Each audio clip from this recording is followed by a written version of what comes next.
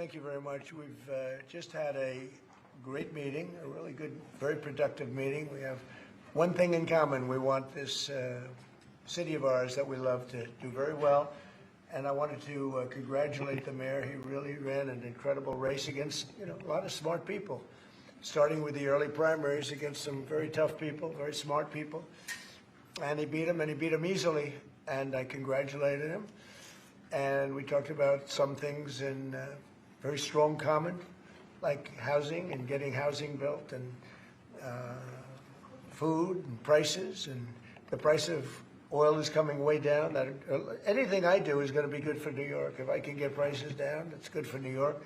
And we've got them down, way down from last year. We have, as you know, I've been saying to a lot of people, Walmart said that Thanksgiving this year is exactly 25% less than last year. So that's good for New York, good for everybody.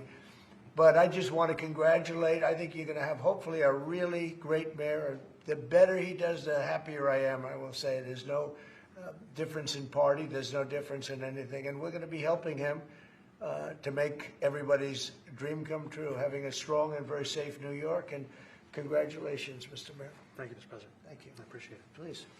I appreciated the meeting with the president, and as he said, it was a productive meeting focused on a place of shared admiration and love, which is New York City, and the need to deliver affordability to New Yorkers, the 8.5 million people who call our city their home, who are struggling to afford life in the most expensive city in the United States of America.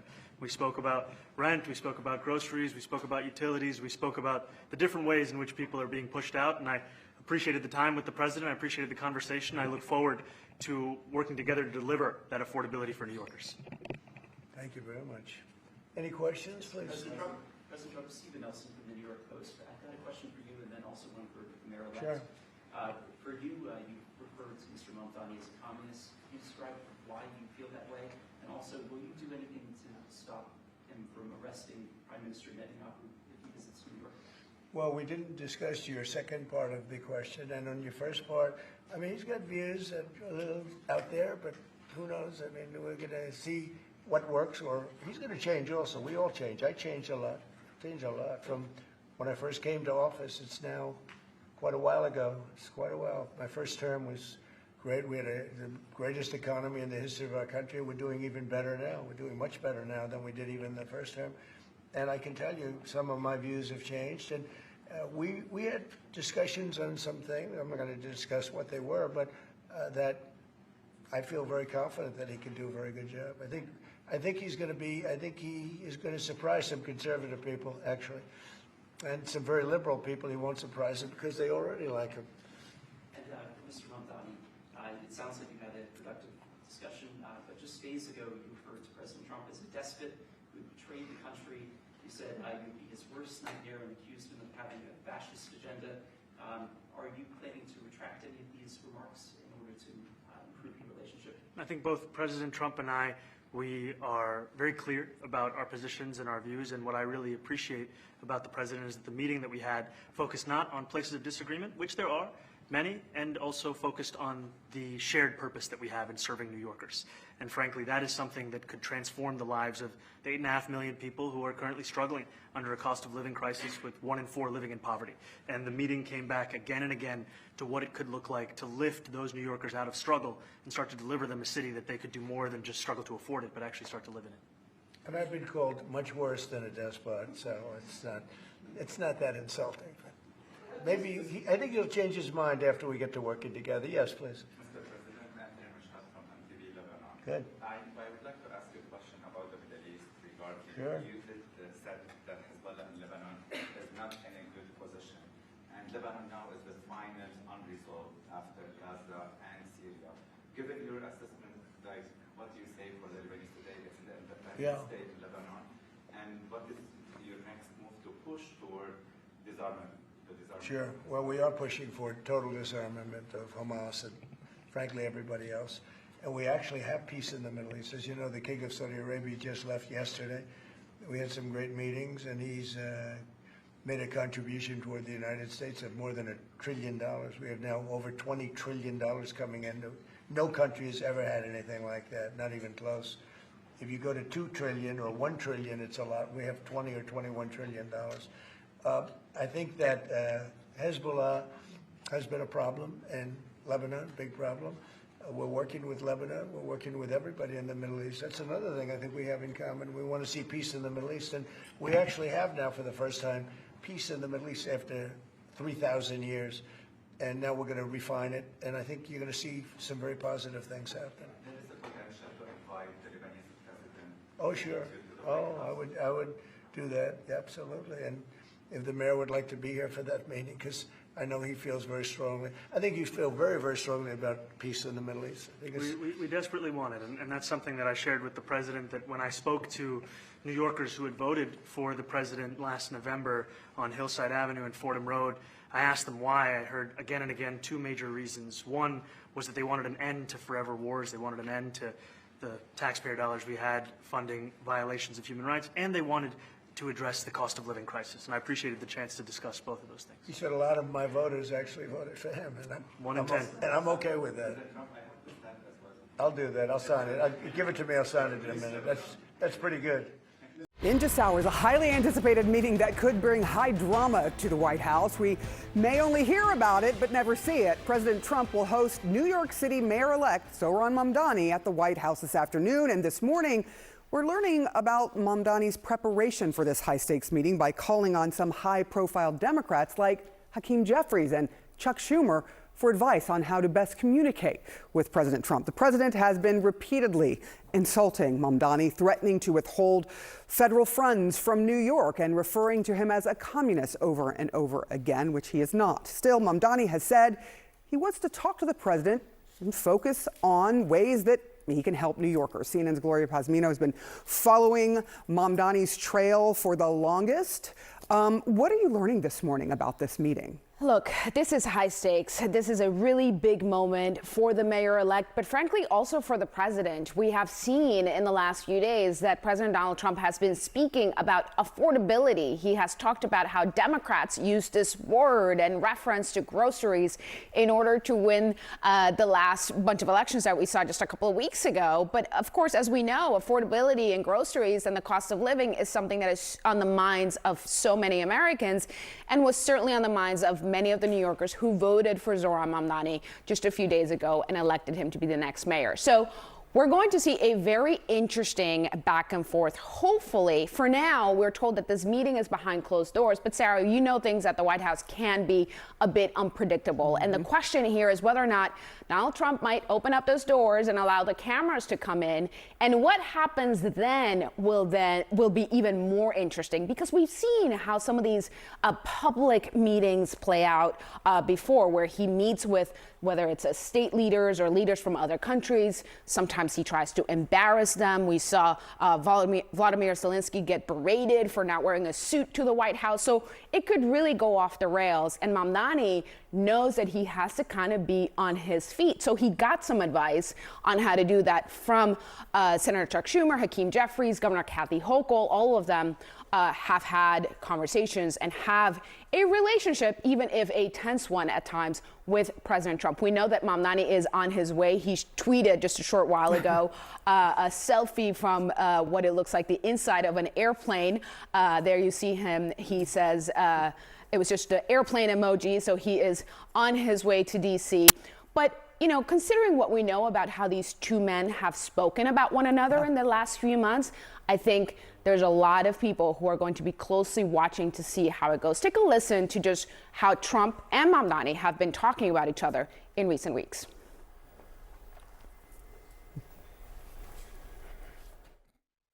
It's going to be hard for me as the president to give a lot of money to New York, because if you have a communist running New York, all you're doing is wasting the money you're sending there. I have many disagreements with the president, and I believe that we should be relentless and pursue all avenues and all meetings that could make our city affordable for every single New Yorker. I intend to make it clear to President Trump that I will work with him on any agenda that benefits New Yorkers. If an agenda hurts New Yorkers, I will also be the first to say so. Now, Sarah, as diametrically opposed as these two men are, I also think that they actually have something in common, and that is they both have figured out a very effective way to communicate with their supporters.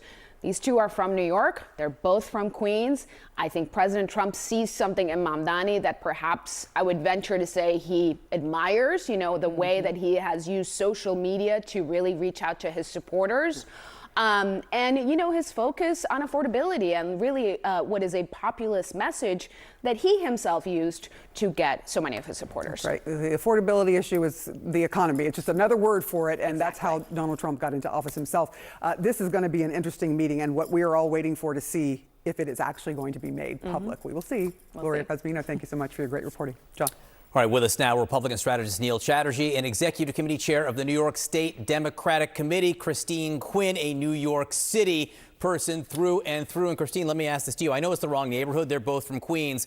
But if this were like a West Side Story thing, what happens when the Sharks and the Jets both show up to the Oval Office? What's going to happen today? Well, I think the ending's going to be very different than it was in the play or the movie. You know, look, the mayor-elect is doing what is customary, going to see the president, the mayor-elect of the biggest city in the country, and he's going to take his affordability agenda to the president, and hopefully they will be able to find some common ground, because the mayor-elect has said over and over, he'll work with anybody who is committed to making the lives of New Yorkers better and more affordable. Do you feel, Neil, that that is where the incentive structure is here from a political standpoint? Do both of these men have an incentive to behave and make this a constructive discussion, or are they perhaps incentivized to make it a show? Yeah, look, this is all going to be theater, and maybe not the Sharks and the Jets. My daughter is starring in The Outsiders later today. It's the Socias versus the Greasers. This is going to be pure theater. It is good politics for both of them. For the president, he wants to elevate Mandan. He wants him to be the face of the National Democrat Party. He wants Republicans to run against Mandan in the midterms. And this is a way of platforming him, giving him a big stage, putting him on the stage, making him that figure. For the mayor-elect, this is an opportunity to demonstrate fight. That's what the Democrat base wants right now. They want someone who's willing to go toe-to-toe and fight with President Trump. I do think this will be largely theatric. I do think, as was previously mentioned, these guys kind of, you know, have similar approaches, though different ideologies. And I think this is great for both of them, to be totally honest, politically. All right, if Neil is right, Christine, this is The Outsiders. Will Mamdani stay gold, Pony Boy? If President Trump does go after him, as a constituent here in New York City, do you want him to rise to the occasion? Do you want to see him? Is it more important that he goes toe-to-toe with the president, or is it more important that he charms him and gets what he wants from him?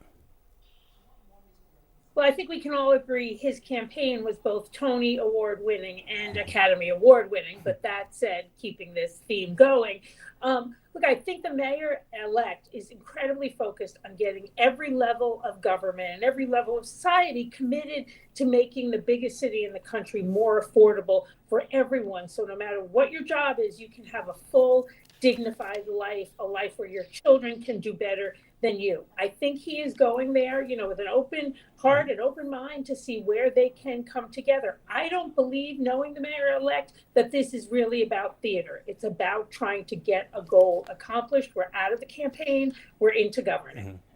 So what's interesting is that Zohran Mamdani has been talking about affordability since he launched his campaign, and he's been doing it in a way that connected with voters. Neil, President Trump has been using the word affordability for like a week and doesn't seem to like it. You can see him almost say, you know, they call it affordability. He puts it almost in air quotes there.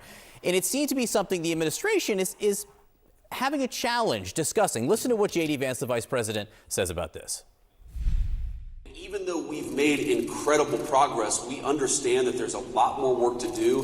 And the thing that I'd ask for the American people is a little bit of patience. This economy was not harmed in 10 months. So now, Neil, they're saying people have to wait a little bit. While they were running the campaign, it was the type of thing like day one, I'm going to do X, Y, and Z. Now they're going to have to wait. But to what extent do you think that the White House is struggling not with the economy, but with the messaging on the economy? Yeah, look, they're making missteps, to be totally candid. My background's in energy and electricity. Electricity prices were a huge issue in the November elections in Virginia, in New Jersey. Electricity prices are through the roof. And inexplicably, the administration has been taking steps to create obstacles to the deployment of clean energy, of solar and battery storage and wind, at a time when demand is through the roof and we need every available electron. I think they have time to get it right, but they need to make some shifts on policy. Don't constrain clean energy at a moment in time when we need it. If you want to bring down electricity prices, let's unleash all of the above energy, which is what the president talked about on the campaign trail. They haven't governed in that way. I'm hoping they will course correct. Neil Chatterjee, Christine Quinn, And thank John, you. the problem, Go ahead. the quickly. problem with having to wait with all of these failed policies is people lose their jobs, people lose their homes. Time is a terrible thing in this affordability crisis. It's real life for Americans. Yep. Just in terms of political messaging, saying wait is always a hard thing to sell, but we'll see what else they have over the next coming days and weeks. Neil Chatterjee, Christine Quinn, great to see you both. Thanks for playing along. Trump's never-ending crisis. Trump governs inside a machine he built himself. A self-amplifying loop where every decision triggers a problem, and every problem triggers the same kind of decision that created it. This isn't a coincidence, it's structural. Trump approaches every challenge as if it's a confrontation. His instinct is always escalation. Add pressure, add threats, add enemies, and because escalation rarely solves real-world problems, the consequences inevitably circle back to him, demanding even more escalation. America is being run not by strategy, but by reflex. The loop begins with disruption. Trump announces a tariff, a threat, an accusation, or an executive order. The announcement is bold enough to dominate headlines and reassure his base that he is taking action. But the real world doesn't move on slogans. It responds with complexity. Businesses scramble. Governors resist. Foreign nations retaliate. Markets panic. These are predictable reactions, not surprises. Yet, when those reactions arrive, Trump reads them not as consequences of his choices, but as new attacks against them. So he returns to his only tool: more confrontation, more speeches, more blame, more pressure on the very systems attempting to stabilize the damage. The loop intensifies. A policy creates chaos. Chaos triggers defensiveness. Defensiveness creates a harsher policy, which produces greater chaos. It's a spinning wheel powered by its own momentum. Trump mistakes this endless motion for leadership. But movement isn't progress, and noise isn't governance. Every administration faces crises, but stable leadership absorbs shock and redirects it. Trump amplifies shock and multiplies it. His refusal to recognize his own role in the disasters he creates fuels the loop. He cannot step aside the cycle long enough to analyze it. He treats every backlash as sabotage, every criticism as betrayal, and every practical limitation as provocation. Instead of mapping solutions, he maps enemies. This loop has consequences beyond policy. It makes planning impossible. Agencies cannot prepare long-term strategies because the direction of government resets every time Trump feels challenged. Economies cannot stabilize because markets can't predict whether Trump will double down or reverse course. Foreign partners cannot negotiate because Trump's positions shift based on emotion, not doctrine. A nation trapped inside a feedback loop cannot chart a future. It merely survives the present. The tragedy is that Trump views the loop as proof of his strength. Every problem becomes another chance to fight. But the presidency is not meant to be a cage match with reality. Leadership requires the ability to interrupt cycles, not feed them. Trump cannot do that because the loop validates his worldview. Conflict is proof he is relevant. And so America spins faster and faster inside a machine that was never built to stop.